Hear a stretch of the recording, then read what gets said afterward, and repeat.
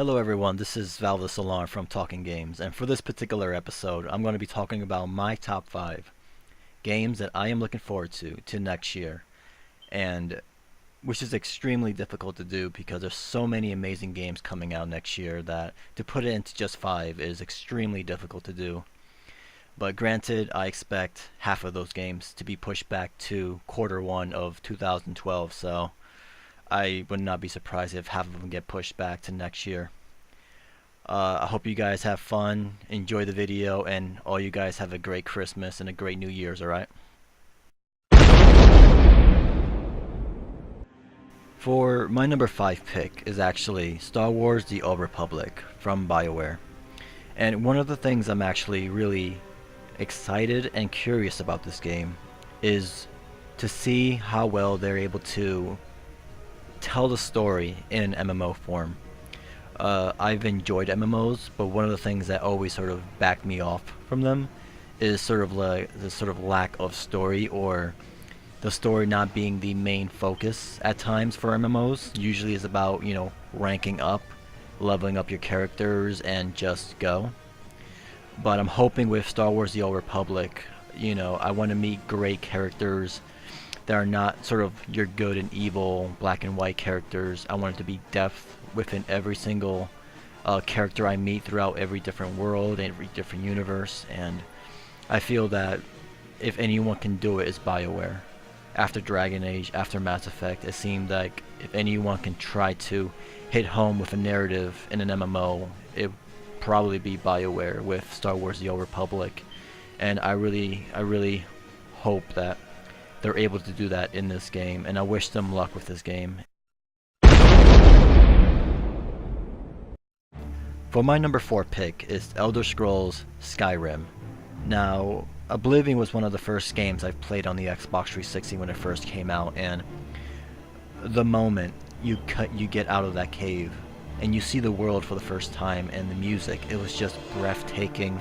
I was completely blown away by it. So much that I didn't even beat the game. I didn't even have the opportunity to beat the game because I kept running around everywhere. I kept wanting to do everything. What's in that cave?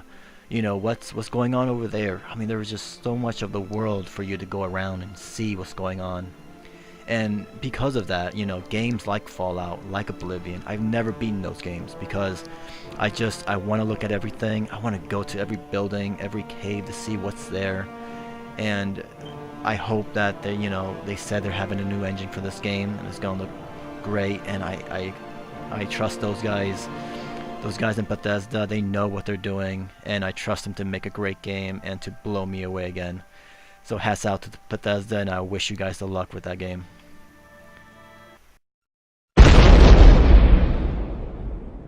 For my number 3 pick, I actually have chosen Batman Arkham City. I was a huge fan of the first Batman Arkham Asylum. I felt that it was one of the better games of that year. It was actually my personal game of the year that year. I felt that it was just such a game that came out of left field, It's like we knew Uncharted 2 was going to be amazing. We knew that Modern Warfare 2 was going to be amazing, but we didn't know Batman was going to be this great. And just everything from the Riddler puzzles, from just how open the game is to allow you to do whatever you really want to do. Everything from the story, the voice acting, it's just, not only was it a great Batman experience, but I felt like I was learning, because it's been such a long time since I watched the TV shows from Batman, so I kind of forgot about the villains. And I felt that after the game, I've learned so much and remember so much about the different villains and how they became who they are, from the Joker and Harley Quinn becoming who she is, and it just felt like an encyclopedia of this is what Batman is, here you go. And I cannot wait for Batman Arkham City to come out, and I just expect more of the same amazing stuff from those guys at Rocksteady Studios. So for my number 2 pick is actually Mass Effect 3. I've played both Mass Effect 1 and 2, and I love them dearly. To see how much they evolved from the first game to the second game on both gameplay and polish of levels, I would love to see how they're gonna bring it to the next level with Mass Effect 3. I've always been attached to a lot of the characters in Mass Effect 2, enough to where one of my characters who I love dearly died at the end of Mass Effect 2, and I was so distraught that I had to restart the system and go back to my last save because I was not going to allow Garrus to not be in Mass Effect 3. If Garrus is not in Mass Effect 3, there's going to be issues. Mass Effect 3, here we go.